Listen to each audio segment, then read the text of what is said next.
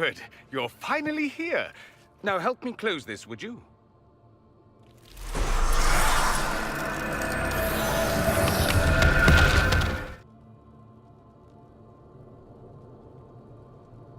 Fascinating. How does that work exactly? You don't even know, do you? You just wiggle your fingers and boom. Rift closes. Who are you? Ah, getting ahead of myself again, I see. Dorian of House Parvus, most recently of Minrathous. How do you do? Another Tevinter. Be cautious with this one. Suspicious friends you have here. Magister Alexius was once my mentor, so my assistance should be valuable, as I'm sure you can imagine.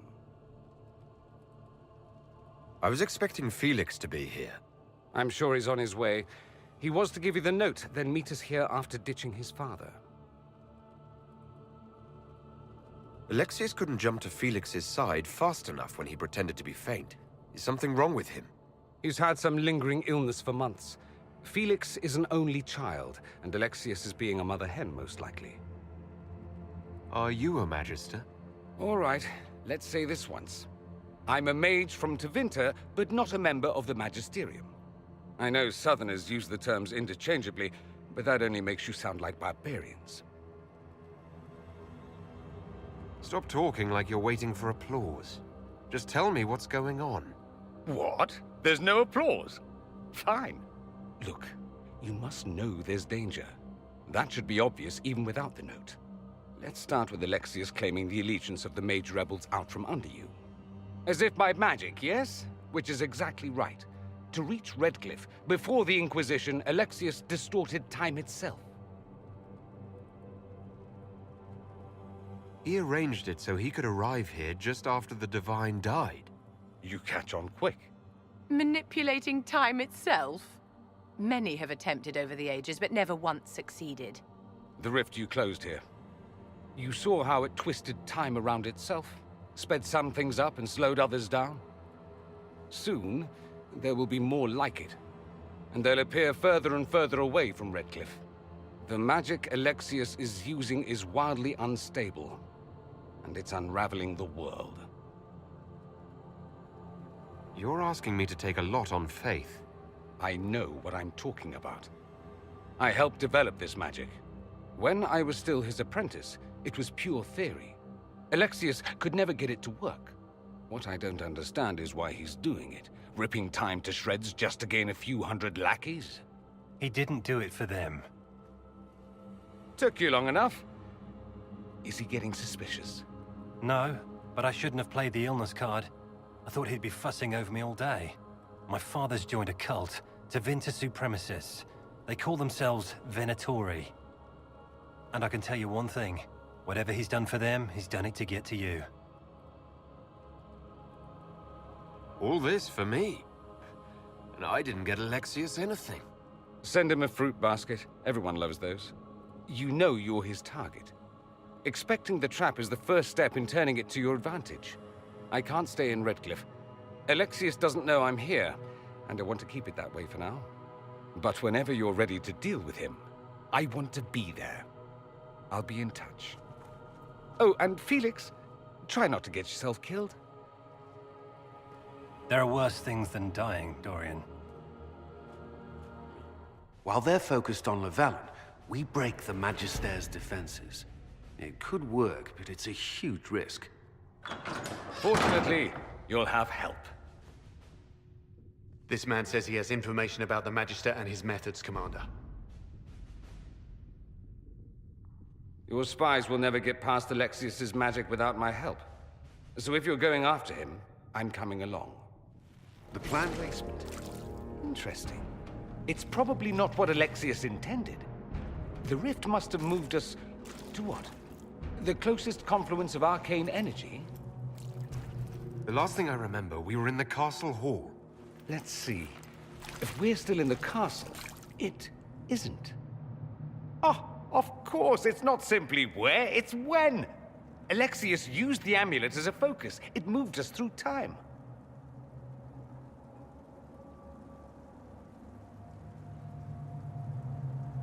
Could we go forward in time or back?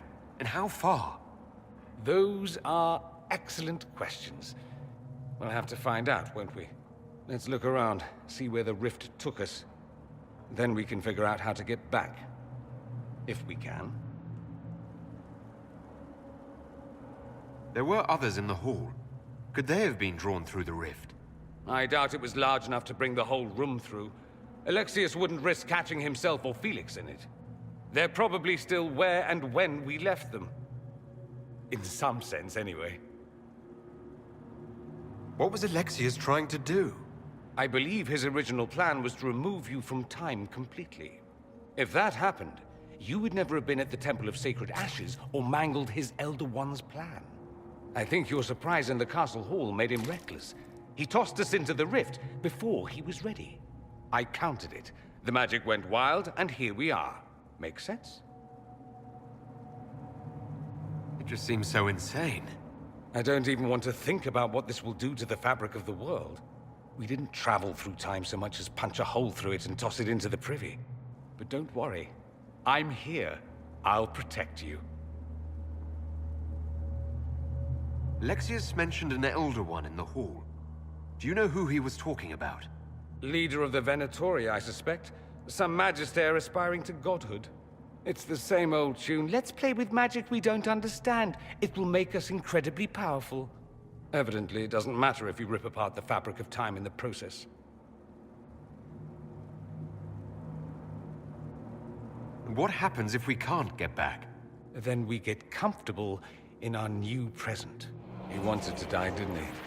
All those lies he told himself, the justifications. He lost Felix long ago. Didn't even notice. Oh, Alexius. I know you cared for him. Once he was a man to whom I compared all others. Sad, isn't it? This is the same amulet he used before. I think it's the same one we made in Minrathous. That's a relief. Give me an hour to work out the spell he used, and I should be able to reopen the rift. The sole point of the Herald's mission was to gain the mage's aid, and that was accomplished. The voice of pragmatism speaks. And here I was, just starting to enjoy the circular arguments. Closing the breach is all that matters.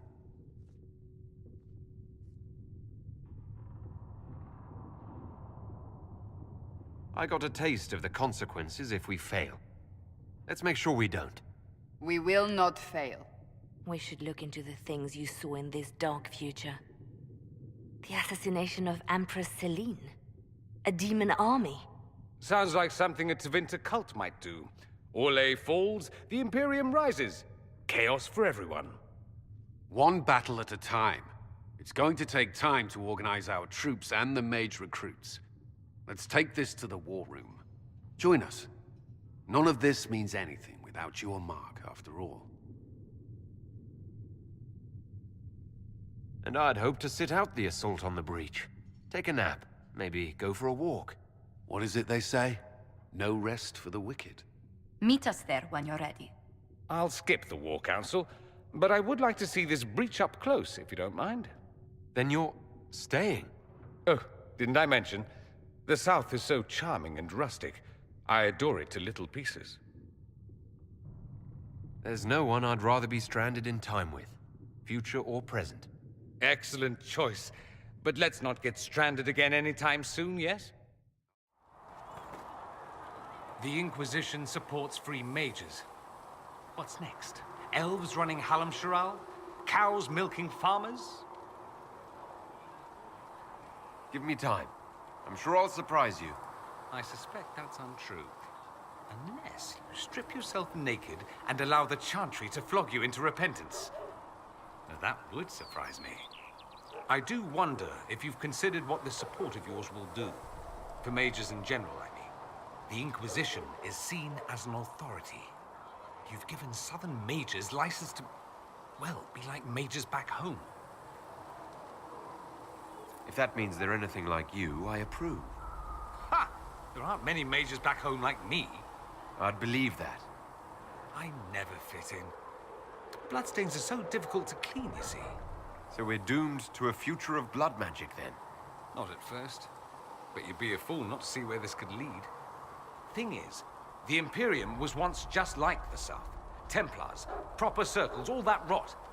Then it changed, by inches. Not that this is reason to oppress us. Still, my homeland should be a cautionary tale, not a source of inspiration. It occurs to me that I barely know anything about you.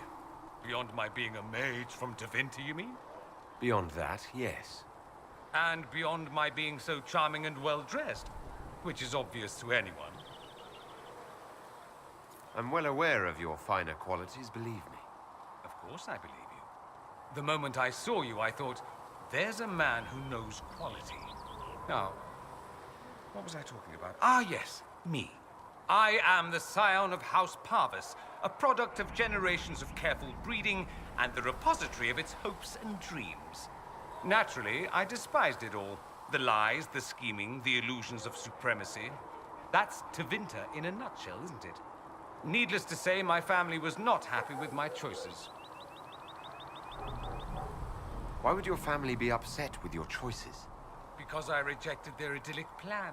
If they had their way, by now I'd be married to some unlucky girl from a powerful family. We'd live in luxurious despair, despising each other as I waited to take my father's place in the magisterium. I declined the honor, and thus it's best I'm far from home. Less of an embarrassment that way, you see? What do you mean by generations of careful breeding? The great families of Tevinter don't have children.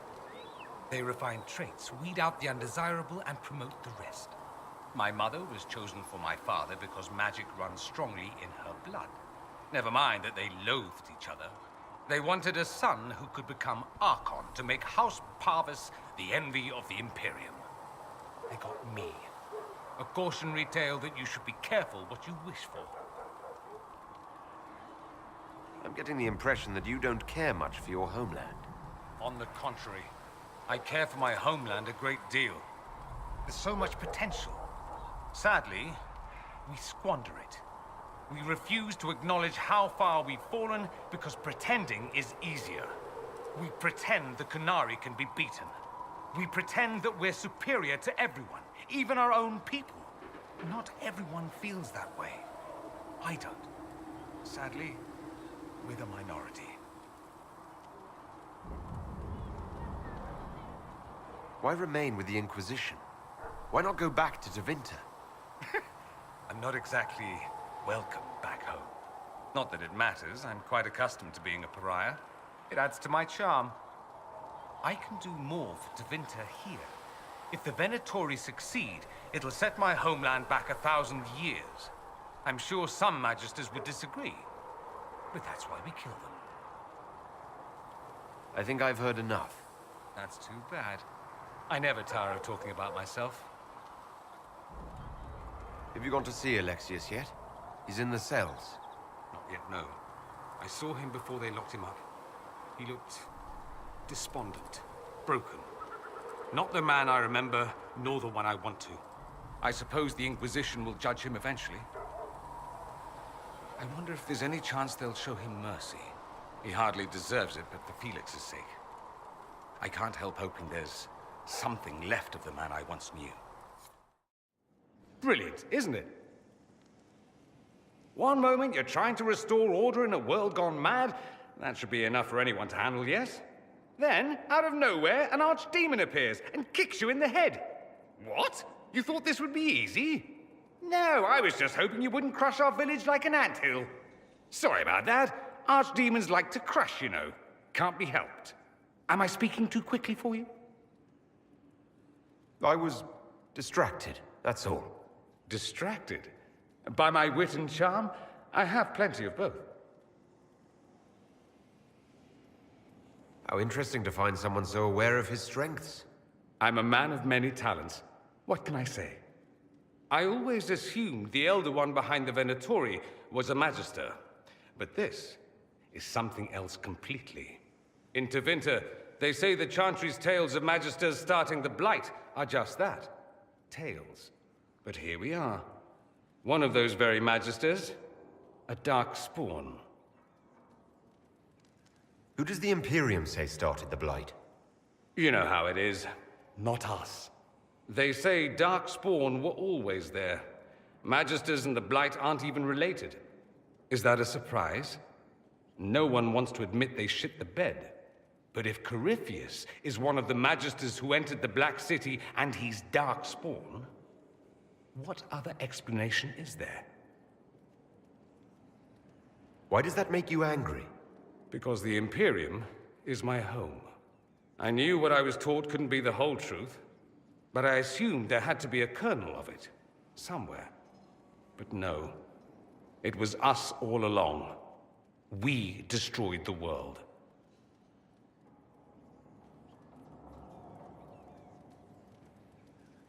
You didn't do anything. Those men did. 1,000 years ago. True, except that one of them is up and walking around right now. Not to mention I have idiot countrymen who would happily follow him down that path again. No one will thank me, whatever happens. No one will thank you either. You know that, yes? We don't know what will happen. Nobody does. An optimist! Such a rare breed. I've stumbled upon a unicorn. All I know is this. Corypheus needs to be stopped. Men like him ruined my homeland. I won't stand by and let him ruin the world.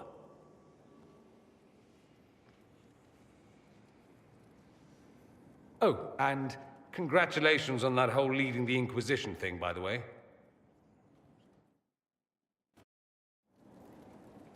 So I take it you're Dalish? Is that the correct word here? You're more accustomed to slave, I take it. We don't have Dalish clans coming northward, for obvious reasons. So I've never met one of your people before, although I've heard about them. A little. I hope this won't be an issue between us. I am here to help you deal with the Venatori, after all. And I appreciate your help, Dorian. Excellent. Mutual appreciation is a grand way to begin. I'd like to ask you about Tevinter. Ah, yes. Everyone outside the Imperium always seems quite fascinated by it. Probably why they come up with so many ridiculous tales. Flying cows over Minrathous. That's madness. All right, that one's actually true, but the cows didn't have wings. I digress. Anything in particular you wanted to know?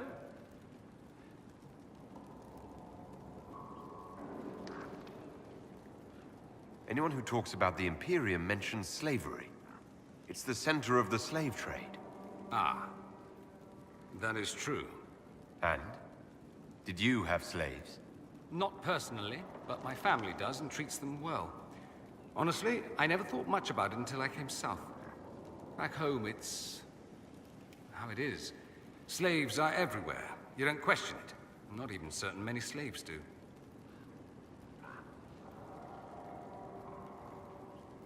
You think slaves like it that way? Don't be ridiculous. I didn't say they like it. It's all most of them know. In the south, you have alienages, slums, both human and elven. The desperate have no way out. Back home, a poor man can sell himself. As a slave, he could have a position of respect, comfort, and could even support a family. Some slaves are treated poorly, it's true. But do you honestly think inescapable poverty is better? At least they're free. They don't have slavery forced on them. You think people choose to be poor and oppressed? I doubt it. I don't know what it's like to be a slave, true. I never thought about it until I saw how different it was here. But I suspect you don't know either. Nor should you believe that every tale of Tevinter excess is the norm.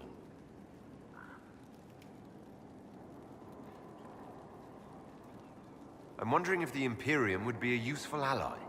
I'd think you'd be more concerned whether or not they'd support the Venatori. They won't. At least, not officially. They'll disavow all knowledge of dangerous cultists. Secretly, many Magisters will rejoice at the idea. And if the South falls to chaos in the meantime, all the better. It seems strange that an entire empire would be ruled by mages. Strange? Why are you less qualified to rule than some tart with a fancy crown? Actually, the fiction in the Imperium is that mages don't rule. The Magisterium rules. That magisters are all mages is considered a convenient technicality. I thought the Archon ruled over the Imperium. Well, yes. Technically, he can overrule laws passed by the Magisterium, but that never happens. Even so, he gets to appoint new magisters, which means all the families vie madly for his favor. Thus, the Archon gets invited to all the parties. The truest path to Tevinter influence, let me tell you. What is the Magisterium exactly? The upper house of the Imperial Senate, and the only part worth having a seat on. Those seats are split among the circles of Magi, the Chantry, and the major families. All mages now. It's odd that outside the Imperium, you use Magister like it applies to every Tevinter mage. If you're not a Magister, then what are you called? No special title? I'm an Altus, which is almost as good as a Magister, depending on who you ask. I've never heard of an Altus. Upper class. Those families who trace descent from the Dreamers, the first prophets of the old gods. If you're a mage and you're not Altus, then you're later, lower class. If you're not a mage at all, you're Soperati. That's everyone else. We do love our fancy words. Let me ask you something else. Of course.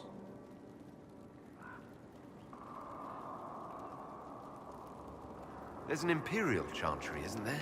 With its own divine? You people aren't supposed to talk about the Black Divine, are you?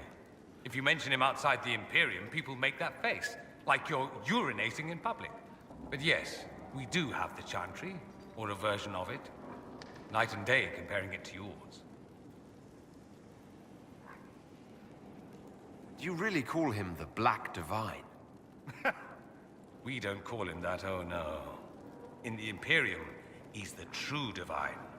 The woman sitting on the Sunburst throne is some backwater pretender. It all stems from a disagreement over Andraste. Marvelous, isn't it? Why would they disagree over Andraste? It's not my field of expertise, but the Imperium believes Andraste was a mortal woman, a mage.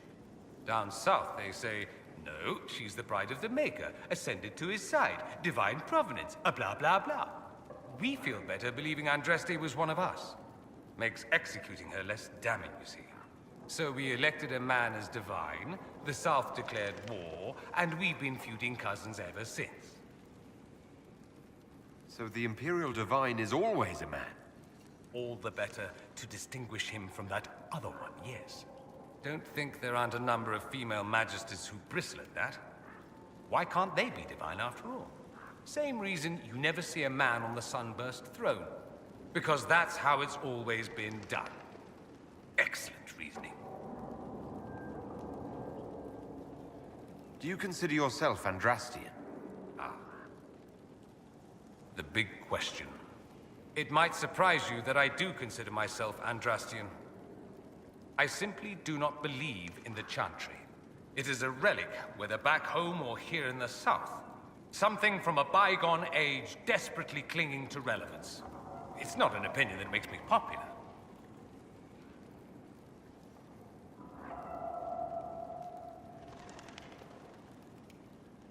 I share your opinion, actually. That's not surprising, considering what the Inquisition represents. I'll say this. I may not believe in the Chantry, but I believe in you. In me? That the Maker sent you, whether through Andraste or fate. Cassandra is not wrong. You saw that in the future, without you, Corypheus prevails.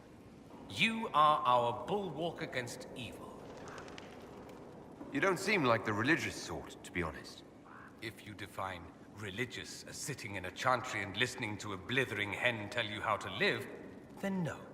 If you define it as believing in the possibility that something larger than yourself exists, then yes, by all means.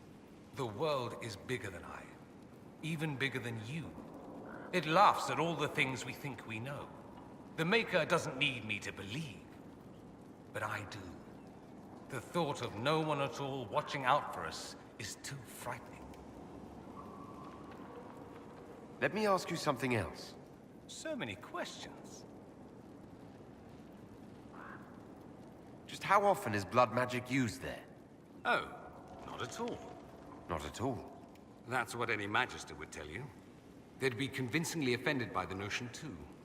Of course, what people call blood magic here, and what we consider blood magic, are two different things. What's considered actual blood magic in Tevinter? Blood magic isn't inherently dangerous. Using your own blood or that of a willing participant, what's the harm? The problem is that what's permitted only gets you so much power. And what if you need more? You always need more. That's where we get into sacrifices and demon summoning. None of that is done. Not officially. Behind closed doors, it's a different story. Real blood magic can give you an edge, a leg up against your opponents. It's safe to assume that any mage of rank does it. The rest are quietly shut out of power, to put it bluntly. That's all I wanted to know. Fair enough. I should go. As you wish.